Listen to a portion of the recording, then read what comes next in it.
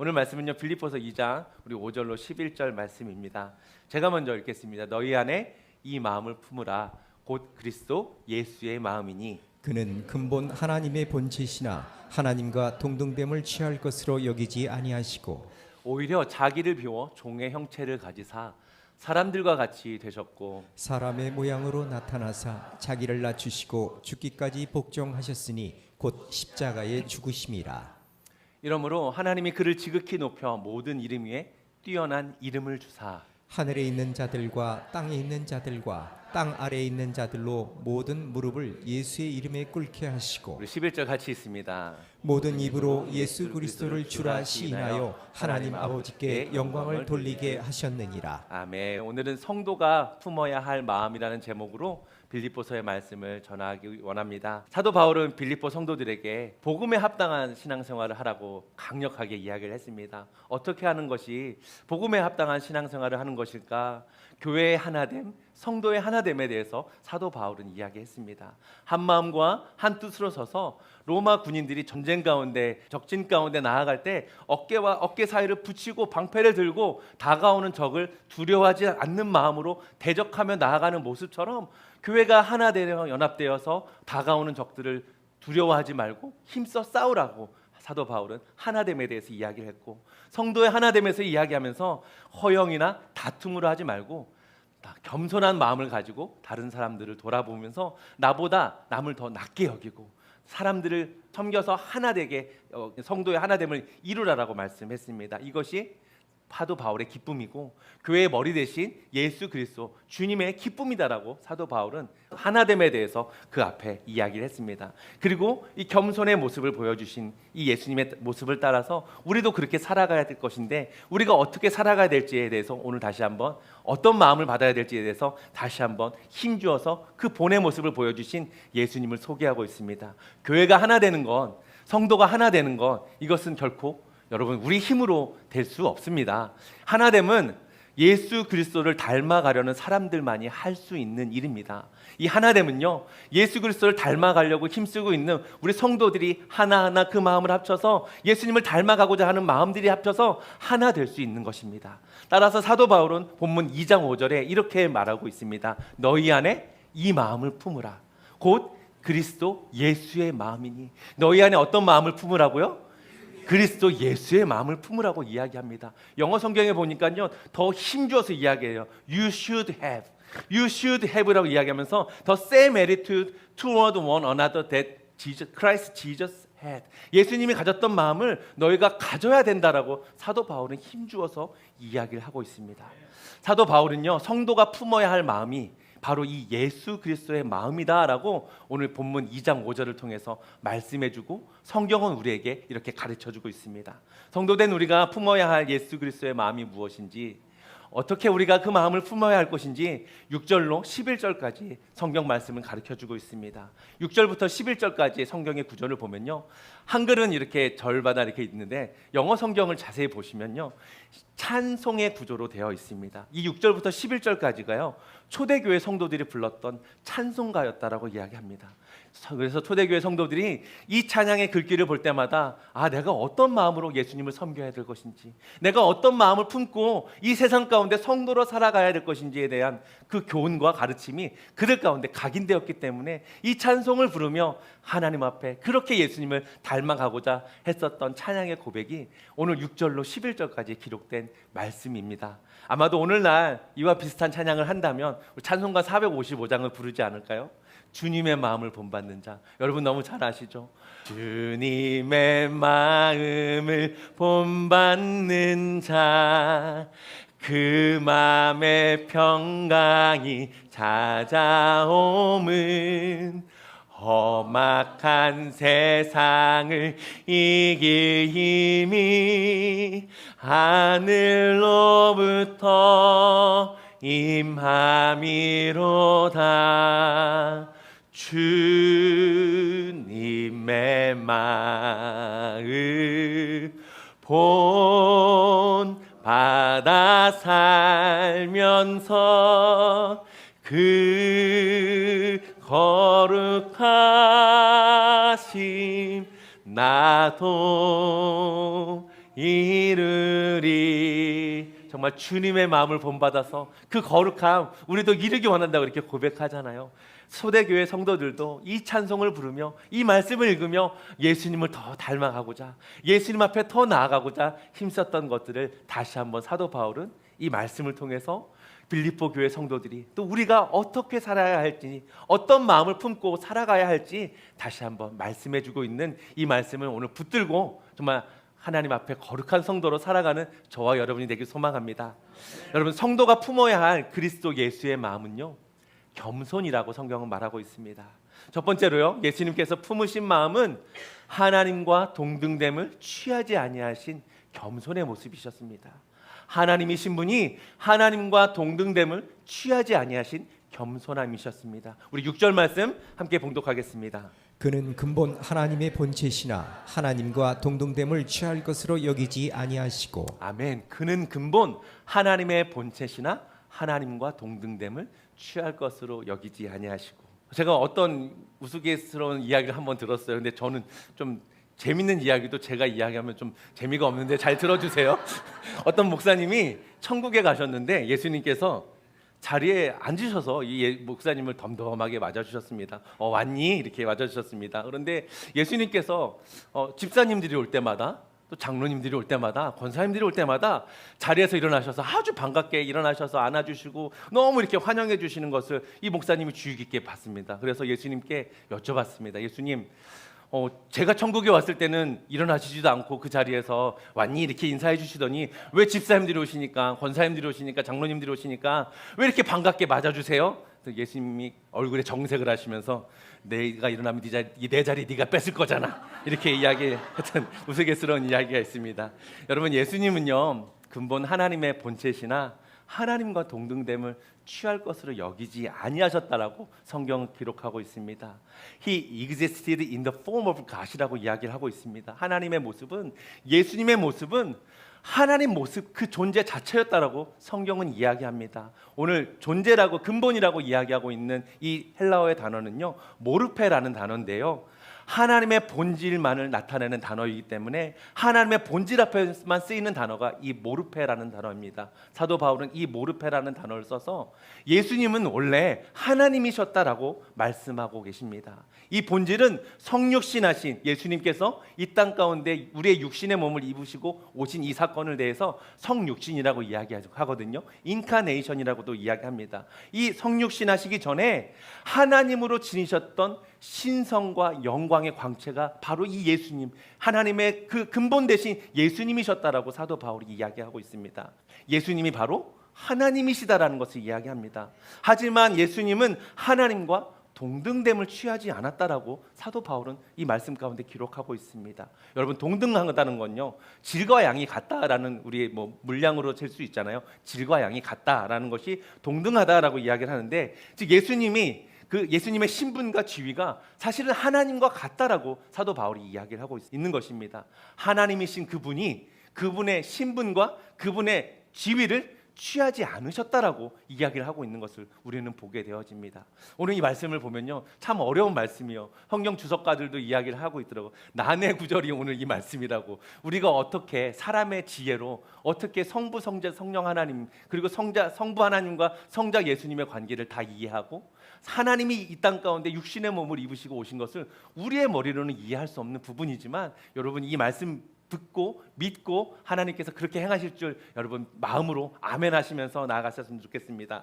창세기 1장 26절로 28절에 보시니까 하나님께서 사람을 어떻게 지었는지에 대해서 말씀하고 계세요. 하나님이 이르시되 우리의 형상을 따라 우리의 모양을 대로 우리가 사람을 만들고, 하나님께서 사람을 만드실 때요, 하나님의 형상을 따라 하나님의 모양대로 우리가 사람을 만들었다고 하나님 말씀하고 계십니다. 그래서 하나님이 자기 형상, 곧 하나님의 형상대로 사람을 창조하시고 사람들에게 하나님께서 부여하신 것이 있어요. 대리 통치권이라고 이야기하는데요, 생육하고 번성하고 땅에 충만하고 땅을 정복하고 바다의 물고기와 하늘의 새와 땅에 움직이는 모든 생물을 다스리라라고 하나님께서 사람에게 이렇게 말씀해 주셨습니다. 하나님은 사람을 창조하실 때 하나님의 형상, 이미지 오브 갓이잖아요. 하나님의 형상, 하나님의 이미지를 따라서 만드셨습니다. 하나님의 형상을 따라 창조된 사람은 여러분 무엇으로 이루어져 있죠? 창세기 2장 7절 말씀 한번 같이 읽어볼까요? 창세기 2장 7절입니다. 여호와 하나님이 땅의 흙으로 사람을 지으시고 생기를 그 코에 불어넣으시니 사람이 생명이 되니라. 아멘. 여호와 하나님이 땅의 흙으로 사람을 지으시고 생기를 그 코에 불어넣으시니 사람이 생명이 되었다라고 성경은 기록하고 있습니다. 뭐 수학 공식적으로 이야기하면 이렇게 되겠죠. 땅이라는 흙이 있는데 이 흙에 대한 의미를 보면 진흙 혹시 먼지라는 의미도 있습니다. 이 진흙과 먼지 같은 이 땅의 흙을 가지고 하나님의 생기가, 하나님의 영, 그 푸뉴마가 임하니까 사람이 생명이 되었다라고 이야기합니다. 하나님께서 창조하신 인간은 하나님이 아니다라는 거죠. 사람입니다. 하나님께서 그 코에 생기를 넣으셨기 때문에 사람입니다. 반대로 그러면 사람이 가지고 있는 생기를 뺀다면, 이 생기를 수학 공식처럼 넘겨서 사양을 뺀다면 무엇이 남겠습니까? 사람이 무엇이죠? 사람은요, 흙밖에 되지 않는 존재가 돼버려요. 흙으로밖에 남지 않는 존재가 돼요. 사람의 생기가 빠지니까 흙으로 된 하나님 앞에 먼지된 존재가 사람이라고 성경은 우리에게 말씀해주고 있습니다. 피조물로서 하나님을 대신해서 만물을 다스려야 하는 대리 통치권자인 신분과 지위를 하나님께서 사람에게 주셨습니다. 아담에게 주셨습니다. 그런 피조물 된 인간이 여러분 어떻게 되죠? 사단의 유혹에 빠집니다. 창세기 3장 5절에 보니까 하나님 같이 되려고 그 유혹 가운데 넘어가는 것을 보게 되어집니다. 피조물, 인간에게 부여하신 신분과 지위가 뭐라고 했죠? 하나님을 대시하는 대리 통치자의 역할을 했습니다. 매니저와 총괄 매니저와 같은 역할을 하는 거죠. 근데 하나님과 같이 되는 것은 아니었습니다. 따라서 첫사람 아담의 자손들인 우리는요, 지금도 하나님처럼 우리가 하나님과 같은 존재가 되기 위해서 허영과 교만에 빠지는 삶을 살아가고 있는 우리들의 모습이 아직까지 남아있다라고 성경은 우리에게 이야기합니다. 이것이 사단의 유혹에 빠져서 죄와 사망 가운데 거하는 정말 사망의 종이 되어지는 결과가 나타나진다고 성경은 우리에게 말씀해주고 있습니다. 그런데요, 여러분, 하나님의 본체이신 이미지 오브 갓이 아니라 더 폼 오브 갓이에요. 하나님의 본체이신 하나님이 하나님이신 예수님께서 인간의 육체의 몸을 입으시고 이 땅 가운데 오셨을 때 그 하나님께서 부여하신 신분과 지위를 취하지 아니하셨다는 것입니다. 좀 어려우신가요? 두 번째 아담으로 오신 예수님이 하나님과 같은 자격이 있는데 이 자격을 받지 않으셨다라고. 이 받지 아니하시고 도리어 자신을 비워서 사람의 모습으로 하나님께서 오셨다라고 이야기합니다. 우리의 지혜를 다 알 수 없지만 하나님께서 우리 가운데 믿게 하실 줄 믿습니다. 바울 서신을 보시면요, 로마서에 또 고린도전서에 하나님의 형상으로 첫 번째 창조됐던 아담이 대표하는 인류의 대표의 아담, 그리고 하나님의 본체이신 성육신하신 두 번째 사람, 약속의 말씀으로 오신 예수님에 대해서 이야기하면서 기독론에 대해서 좀 이야기를 하고 있습니다. 아담 기독론이라고 하는데 좀 신학적인 용어가 나와서 죄송합니다. 첫 번째 사람 아담이 범죄해서 영원한 사망 가운데 온 인류가 거하게 됐습니다.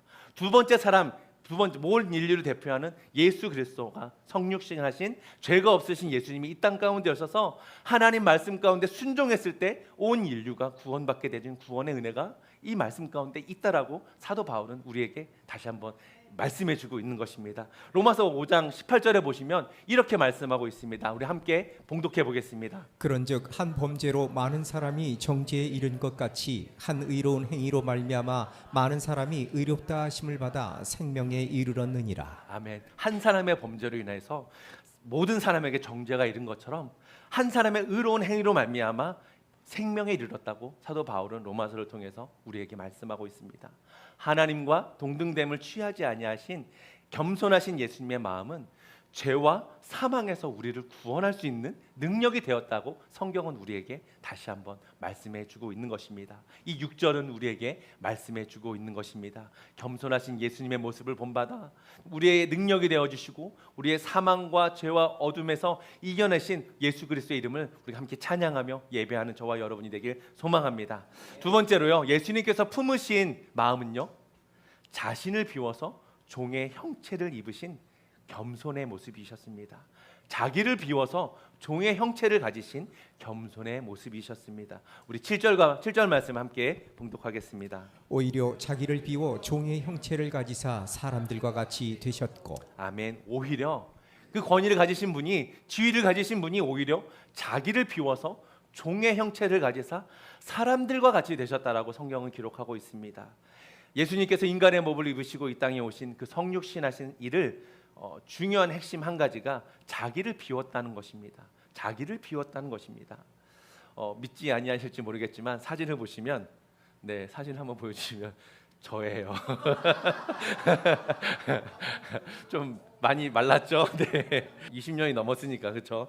네, 아프리카에 있을 때 현지 신학생들과 또 현지 목사님들을 섬기면서 제 마음 가운데 참 화가 막 이렇게 난 적이 있습니다. 제가 화를 잘 안 낼 것처럼 보이시죠? 근데 저 화가 많은 사람입니다. 화가 너무나도 일그렀습니다. 신학생들 가운데 그 중에 좀 그래도 신실하고 정말 전도도 열심히 하고 또 선교에 대한 마음도 있는 일부를 좀 택해서 케냐의 시골을 이렇게 다니면서 어린이 사역도 하고 또 대중 집회도 하고 아프신 분들을 돌보아주는 일들을 또 감당하면서 전도를 했는데 이 신학생들이 이야기하는 것입니다. 왜 우리가 이런 데 와서 이렇게 더러운 곳에서 잠을 자야 하고, 왜 우리가 이 더러운 음식을 먹어야 하고, 덥고 힘들고 짜증나고 어렵다라고 계속 불평과 불만을 토로하는 것입니다. 그런 불평과 불만들이 많아지니까요, 선교하는 데서 참 어렵더라고요. 마음이 하나로 합쳐져도 사실 쉽지 않은데 이 영적인 싸움이 심한 이곳에서 서로 마음 가운데 불편함이, 그 불평으로 인해서 불편함이 발생하니까 이 마음 가운데 어려움들이 있더라고요. 그래서 참 생각을 해보니 도시 청년들이 시골에 오면 어려움 겪는 거 마찬가지잖아요. 그런데 제가 그 마음 가운데 너무나 제 마음 가운데 화가 났습니다. 또 한 번은요, 케냐 시골에 가면 목회자들이 많이 없습니다. 현지인 목회자들이 많이 없어서 우리 몇 명이 이렇게 마을에 모였는데 성도들이 좀 있는데 목사님이 없으니까 오늘 보니까 우리 김 집사님이 정말 기도도 잘하고 말도 잘하셔. 김 집사님 이제부터 우리 담임 목사 해줘, 이렇게 해서 목회자를 세웁니다. 그리고 어떤 분들 가운데 목회자가 되고 싶으셔서 면이 서는 일을 되게 하고 싶어 하시거든요. 양복을 입으시는 일들을 하고 싶으셔서. 그래서 어떤 목사님이 목회를 하고 계신데 이 목사님은 말씀을 읽어도 말씀에 대해서 잘 이해가 안 된다고 자기가 잘 알고 있는 말씀 한 구절의 말씀을 매주 전합니다. 그래서 이런 목사님들을 만나고 보면서 선교사님께서 이야기하셨어요. 한 달 정도 나이로비 학교에 모여서 같이 신학 공부도 하고 성경 공부도 하면서 목사님들을 좀 양육을 하고자 교단에 있는 목사님들을 불러 모았습니다. 그래서 학교에서 비록 첩소하지만 편안한 잠자리에서 주무실 수 있도록 도왔고, 매일매일 사실 풍성한 식탁으로 이분들을 먹였고, 또 영적인 배움을 할 수 있도록 좋은 목사님들과 또 좋은 교수님들을 초빙하여서 그들에게 이제 한 달 정도 시간을 함께 아침부터 저녁까지 말씀을 읽고 또 예배를 드리고 또 성경을 연구하면서 좋은 영적인 교제를 누렸습니다. 그런데 이 모든 일들이 마무리되고 집으로 돌아가야 할 시간이 다가왔습니다.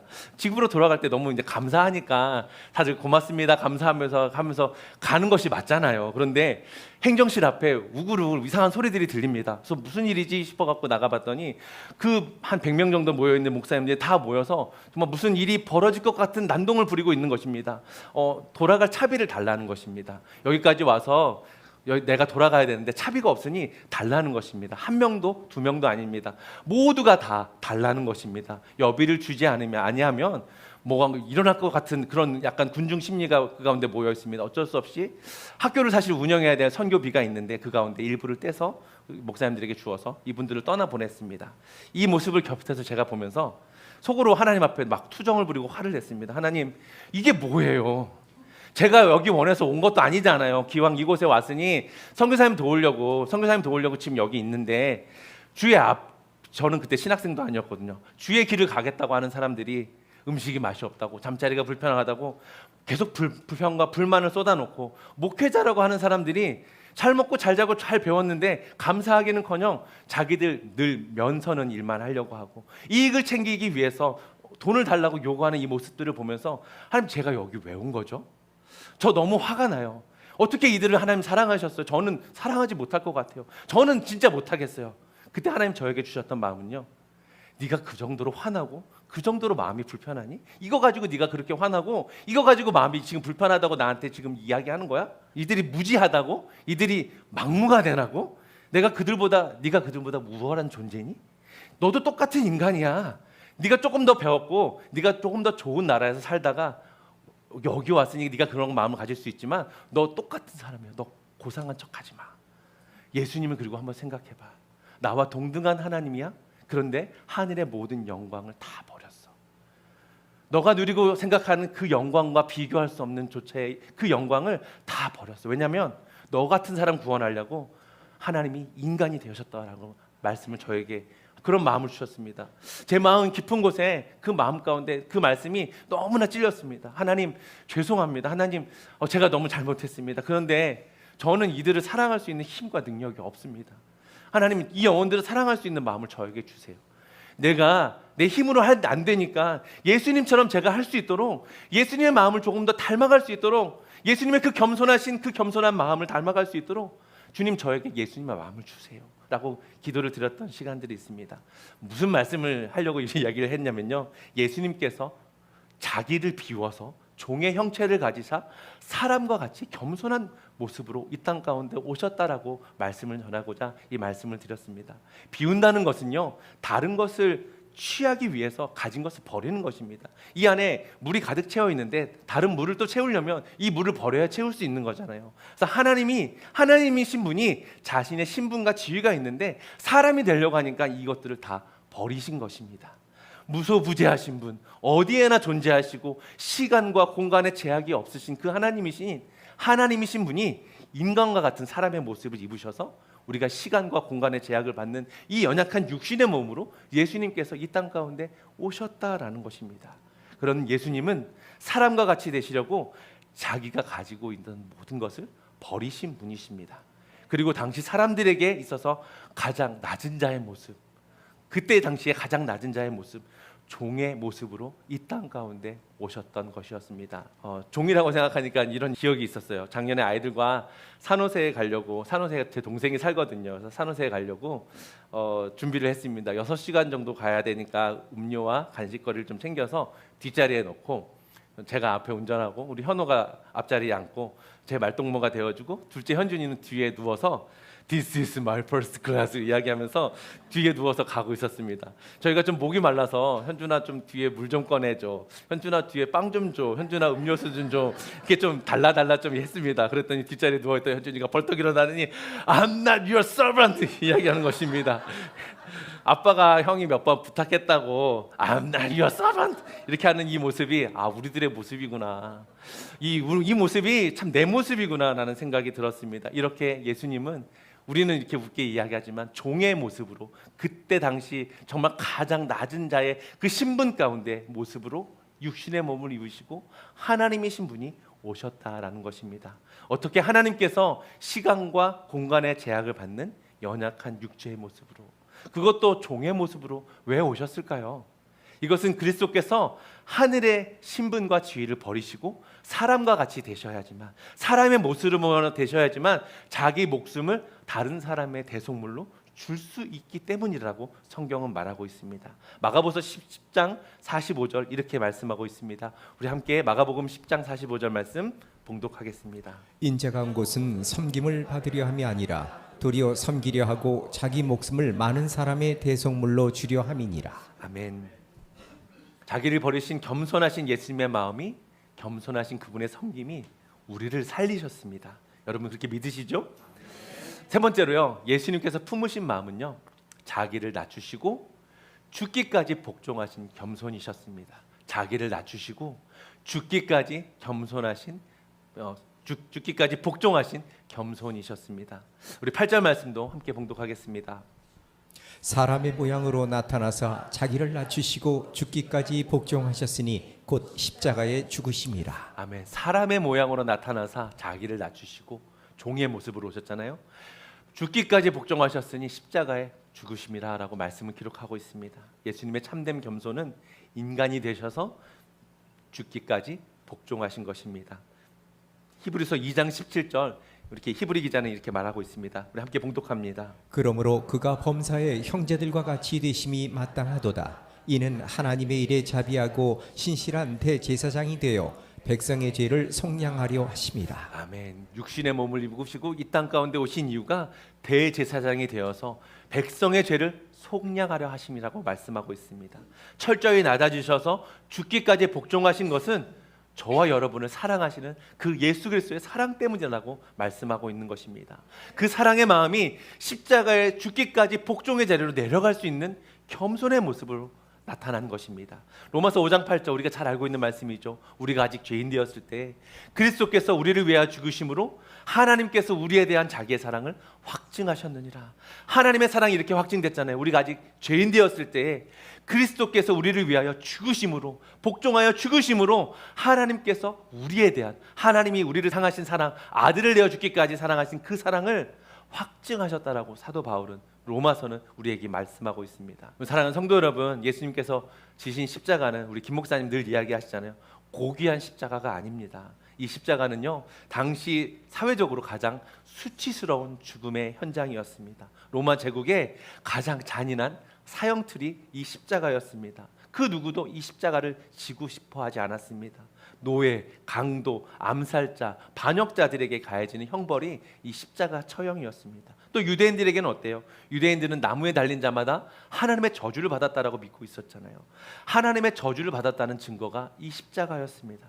그렇기 때문에 예수 그리스도의 십자가에 못 박혀 죽으신 것은 인간으로서 가장 비천하게 떨어진 정말 겸손의 극치의 모습이 이 십자가를 통해서 나타났던 것입니다. 가장 낮은 자리, 그 참혹한 십자가에 죽기까지 예수님께서 우리에게 보여주신 그 겸손의 모습은 이 십자가로 죄인들이 결코 받을 수 없는, 죄인된 우리가 결코 받을 수 없는 그 구원의 능력이 되셨다라고 성경은 우리에게 말씀해 주고 있습니다. 고린도전서 1장 18절 말씀 한번 같이 봉독해 보겠습니다. 십자가의 도가 멸망하는 자들에게는 미련한 것이요 구원을 받는 우리에게는 하나님의 능력이라. 아멘. 십자가의 도가 멸망하는 자에게는 미련한 것이지만 구원을 받는 우리에게는 하나님의 능력인 줄 믿습니다. 아멘. 또한 죽음이라는 하나님과 분리된 처참한 상황 가운데 나아져 주셔서 복종하신 것이 우리를 사랑하신 그 예수 그리스도의 사랑 때문이라고 성경은 우리에게 계속해서 말씀하고 있습니다. 예수님의 겸손하신 마음 때문에, 예수님의 우리를 향한 그 사랑 때문에 저와 여러분은 하나님의 구원의 은혜를 누리는 하나님의 성도로 살아가게 된 것입니다. 사랑하는 성도 여러분, 우리 사랑하면 우리는 낮아질 수 있습니다. 사랑하면 우리는 겸손한 모습으로 서로를 섬길 수 있습니다. 사랑하면 여러분 또 그 사람을 닮아가기 마련입니다. 저희 아버지가 돌아가시기 전까지 어머니와 결혼하셔서 생활하신 시간이 한 45년 되더라고요. 그 중에서 아버지가 투병하신 시간이 한 5년 정도인데, 장례를 마치고 이렇게 집으로 돌아오면서 제가 어머니에게 이렇게 이야기했습니다. 엄마, 5년이라는 투병 시간 동안 혼자 많이 힘들었지, 내가 곁에 있어 주지도 못하고 참 마음이, 나도 어렵고 참 마음이 엄마한테 많이 미안했어. 근데 어머니가 저에게 이렇게 이야기하시대요. 5년처럼 느껴지지 않았어. 나 하나도 힘들지 않았어. 너 아빠가 나 힘들까봐 병자처럼 하지를 않았어. 일이 끝나면 나도 아빠 보고 싶어서, 아빠 혼자 심심할 것 같아서 빨리 가느라 정신이 없었어. 그리고 아버지가 좋아하는 음식을 해주시고, 어머니 아버지도 그렇게 서로를 겸손하게 섬기며 사랑하면서 힘들고 어려웠던 이 고통의 시간들을 서로 의지하며 기도하며 버티셨던 것들을 이 이야기를 통해서 좀 듣게 되었습니다. 여러분, 하나님은요 그렇게 우리를 사랑하시고, 그렇게 우리를 바라보시고, 그렇게 우리를 사랑하셔서 십자가에 죽기까지 아들을 내어주셔서 예수 그리스도의 겸손한 모습으로 이 땅 가운데 우리에게 오셔서 우리에게 겸손한 모습이 무엇인지 이 말씀을 통해서 다시 한번 우리에게 말씀해 주고 있는 것입니다. 하나님과 동등됨을 취하지 아니하신, 또 자신의 신분과 지위를 모두 내어버리신 연약한 사람이 되신 예수님, 그분의 겸손과 죽음까지 우리를 사랑하신 복종은요, 하나님의 구원 계획의 마지막에 마침표를 찍는 마침표가 되었습니다. 예수 그리스도의 겸손은요, 예수 그리스도의 십자가는 하나님의 구원의 능력이 되었습니다. 이제 성부 하나님께서는요, 겸손하셔서 이 땅 가운데 내어주셔서 모든 것을 내어주신 예수 그리스도를 높이기 시작하십니다. 우리 9절부터 11절 말씀을 함께 봉독하게 보겠습니다. 이러므로 하나님이 그를 지극히 높여 모든 이름 위에 뛰어난 이름을 주사 하늘에 있는 자들과 땅에 있는 자들과 땅 아래에 있는 자들로 모든 무릎을 예수의 이름에 꿇게 하시고 모든 입으로 예수 그리스도를 주라 시인하여 하나님 아버지께 영광을 돌리게 하셨느니라. 아멘. 가장 낮은 곳으로 오신 겸손하신 예수님을 이제 하나님께서 가장 높은 곳으로 끌어올리시는 것을 말씀을 통해 우리는 보게 되어집니다. 모든 것을 버리신 예수님께 하나님께서는 이제 자신의 이름, 하나님의 이름, 데오스, 퀴리오스, 여기 우리 데오라고 써 있죠. 데오스, 하나님의 이름을 주신 것을 보게 되어집니다.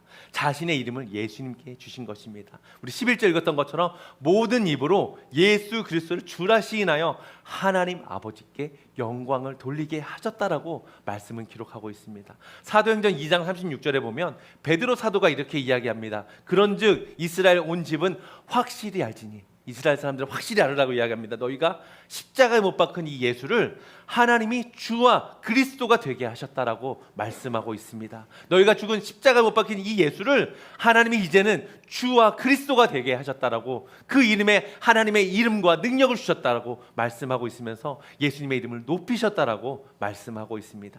하나님께서 예수님에게 모든 이름 위에 뛰어나신 이름, 우리가 아까 찬양했죠. 모든 이름 위에 뛰어나신 그 예수 그리스도 이름을 주셨습니다. 그리고 10절 말씀에 보면 이렇게 기록하고 있습니다. 하늘에 있는 자들과 땅에 있는 자들과 땅 아래에 있는 모든 무릎을 예수 이름에 꿇게 하시고, 땅에 있는 자, 하늘에 있는 자, 이 만물 가운데 특별히 땅 아래에 있는 자, 죽은 자들까지도, 심지어 이 죽은 자들까지도 예수님의 이름 앞에 무릎 꿇게 하셨다라고 하나님께서는 우리에게 말씀해주고 있습니다. 복종과 경배뿐만 아니라 예배를 드리고 있다라고 말씀하고 있습니다. 이 말씀은요, 다니엘을 통해서 먼저 주셨던 예언의 성취의 말씀이기도 합니다. 내가 또 밤 환상 중에 보니 인자 같은 이가 하늘 구름을 타고 와서 옛적부터 항상 계신 이에게 나아가 그 앞으로 인도되매 그에게 권세와 영광과 나라를 주고 모든 백성과 나라들과 다른 언어를 말하는 모든 자들이 그를 섬기게 하였으니 그의 권세는 소멸되지 아니하는 영원한 권세요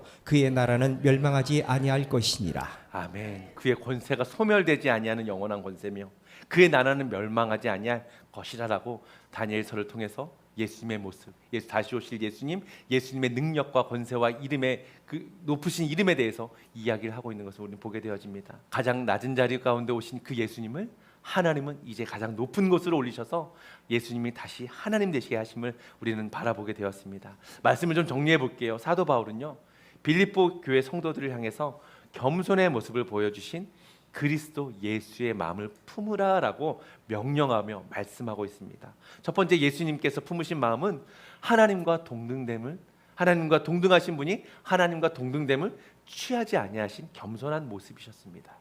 교만하여서 하나님과 같이 되려고 범죄했던 첫사람 아담이 품었던 마음이 아니라 겸손하셔서 하나님이신 분이 하나님의 그 지위와 신분까지도 다 취하지 아니하시고 둘째 아담이 되어주셔서 하나님 앞에 겸손한 마음으로 가지고 하나님 앞에 순종한 마음으로 가지고 오신 예수님의 모습을 오늘 이 말씀 가운데 우리는 배웠습니다. 두 번째, 예수님께서 품으신 마음은 자기를 비워서 종의 형체를 가지신 겸손한 모습이셨습니다. 하나님이신 분이 자기의 모습 가운데 가장 낮은 종의 모습으로 오시기 위해서, 이 연약한 육체 가운데로 오시기 위해서 하나님의 지위와 신분을 다 버리시고 모든 것을 버리시고 인간의 육체의 몸을 입으셨다라고 성경은 우리에게 말씀하고 있습니다. 세 번째로요, 예수님께서 품으신 그 마음은요, 자기를 낮추시고 죽기까지 복종하신 겸손의 모습이셨습니다. 자기를 낮추실 뿐만 아니라 죽기까지 복종하신 겸손함이셨습니다. 모든 것을 버리셔서 사람이 되신 예수님은 죽기까지 낮추시어 십자가에 달려 죽으셨습니다. 이 겸손한 마음이 하나님께서 계획하신 구원의 계획을 완성시키셨습니다. 죽기까지 순종하신 그 겸손하신 예수님을 이제 하나님이 높이셨습니다. 하나님의 이름을 주셨습니다. 데우스, 퀴리오스. 얘들 예수님께서 이 온 땅과 온 마음을 사망까지도 다스리시는 권세 되시는 그 주가 되게 하셨습니다. 따라서 우리가 이야기하죠. 누구든지 예수 그리스도를 믿기만 하면 하나님의 자녀가 되는 권세를 얻게 되었다고, 하나님의 자녀가 되었다라고 이야기합니다. 예수님이 하나님이시기 때문에 우리가 그런 자녀가 된 줄 믿습니다. 겸손한 마음으로 이 땅 가운데 오셔서 우리 사랑하신 예수님은 우리가 좀 닮아가길 소망합니다. 우리의 힘으로는요, 예수님의 마음을 닮아가기는 어렵습니다. 우리의 능력으로 예수님을 닮아가기는 어렵습니다. 하지만 우리 예수님 앞에 날마다 사랑한다고 주님 앞에 고백하고 주의 말씀을 붙들고, 주님, 내가 이렇게 예수님을 닮아가기 위해 주님 말씀을 사모하고 사랑합니다 라고 기도하고 하루하루 그렇게 살아가려고 우리의 삶 속에서 몸부림치다 보면요, 어제보다도 오늘 조금 더 예수님을 닮아갈 수 있을 것입니다. 어제보다도 조금 더 예수님을 사랑할 줄 믿습니다. 이것이 성도가 품어야 될 마음이라고 사도 바울은 오늘 이 본문을 통해서 빌립보서 2장 5절로 11절까지의 말씀을 통해서 성도가 이 마음을 품어야 된다라고 말씀하고 있습니다.